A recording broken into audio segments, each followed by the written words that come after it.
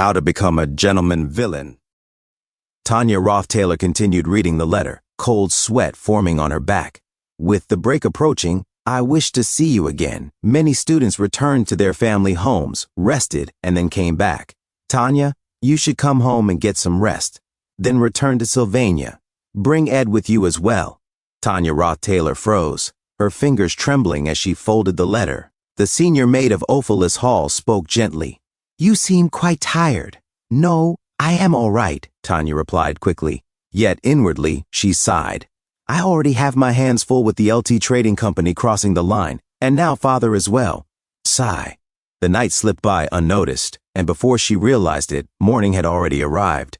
It hurts. My head hurts, Tanya muttered, clutching her arm as she stirred awake. Suddenly her eyes snapped open. At the door stood Lucy Merrill. Oh. Both of them jumped away from each other in surprise. Lucy?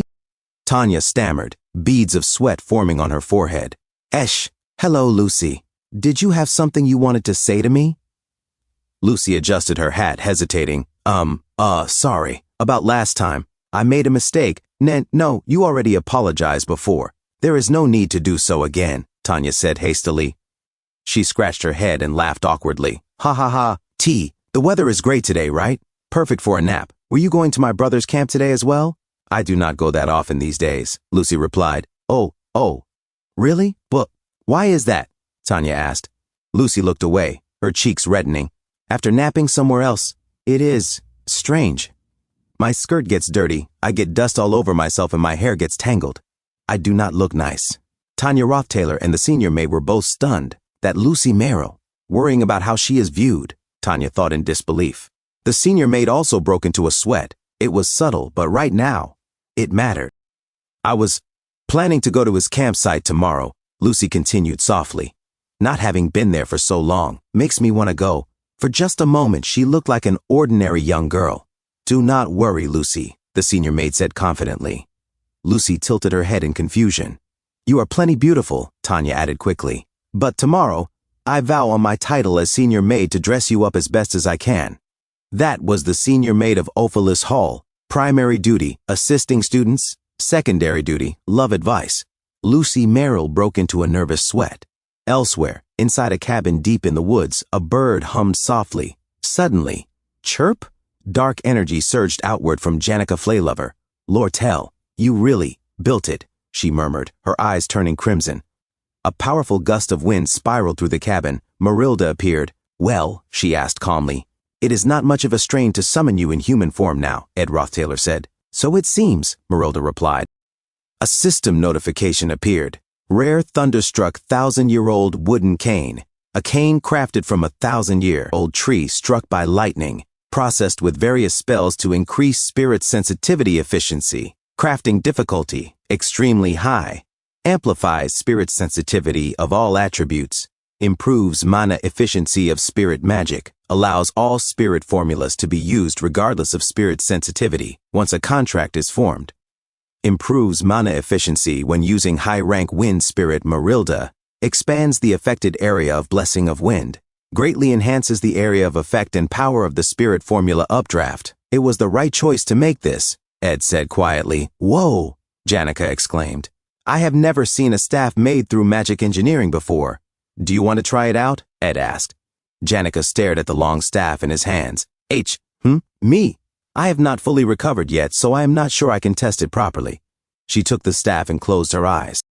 Then, her eyes flew open as power surged through her body. Whoa. It is not just efficient, it feels like the mana is naturally flowing through me. Your spirit sensitivity is high, Janica, Ed explained, so you probably feel it more strongly. Yep. This would really improve the power of my spirits, she said excitedly. It is amazing. No wonder people love magic engineering. Then she handed it back. That is great. Ed, take it back. No, Ed replied simply. That is yours? Mine? I made it for you, Ed said. I owe you a lot. I am sorry I was not able to thank you properly until now. Janica clutched the staff. But would this not be better used by you, Ed? I am going to make another one anyway, so do not worry. He noticed her fidgeting. Another one? So it would be like a pair. I see. I will use it well. Tears welled in her eyes as she hugged the staff tightly.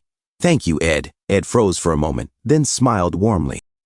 I really made the right choice. They smiled at each other. Back at the academy, already, a student muttered, I am in trouble again.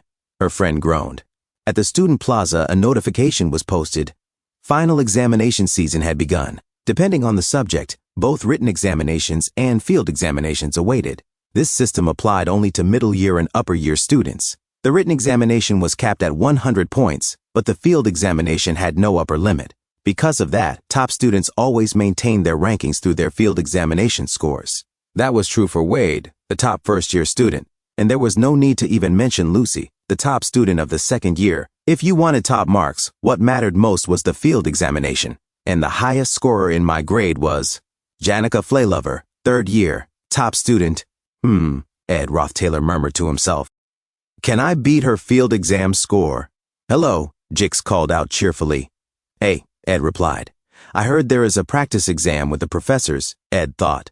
In the first place, most students, aside from exceptions like Lucy or Janica, did not have the skill to face a professor directly. However, the top student was exempt from all tuition. It was true that I managed to scrape by with my academy scholarship and trading with Lortel, but things were still tight. Before, I had no chance of aiming for the top, but now, things are different. Phew. All right, let us try it. Top of my class, at the student council room. This way, a girl said politely. The president is waiting for you. Thank you for guiding me, Ed replied. Ah, yes, she answered brightly. Whoa, he really is popular. Meanwhile, the contents of Crepin's letter echoed in Tanya's mind. With your first break approaching, I wish to see you again. Tanya, you should come back home and get some rest, then return to Sylvania. Also, I know Ed is alive. Bring Ed with you, if you can. Public opinion has improved, and his magic skills have heightened. I will no longer press the consequences of insulting the princess. I wish to accept Ed as a member of the Roth-Taylor family again. As family, and as his father, I would like to offer him one last chance. Tell this to Ed. After losing Arwen, I do not wish to repeat the same thing again. If you wish, the door to Roth-Taylor is still open. From Crepin Roth-Taylor. It has been a while since I last received a letter from Father, Tanya said softly. Father has forgiven you, Ed. So he wants you to come back and talk things over. That is great, Ed replied calmly. Tanya sighed. I can tell from your expression that this is not how you truly feel. Ed lowered his gaze. An opportunity to regain power has arrived for a fallen noble. This should be a good thing, but Father tried to have my brother assassinated, to bring me back now. This is clearly a trap. I will go home alone and tell Father, Tanya began. No, Ed interrupted. Let us go home together during this break. He took the letter from her hands and burned it with his aura. It is all right, he said quietly. I have plans of my own. Thank you so much for watching. That's all for now. If you enjoyed this video, please give it a thumbs up and consider subscribing to help me grow my channel.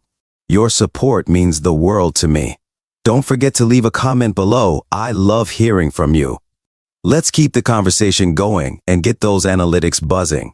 Until next time, take care.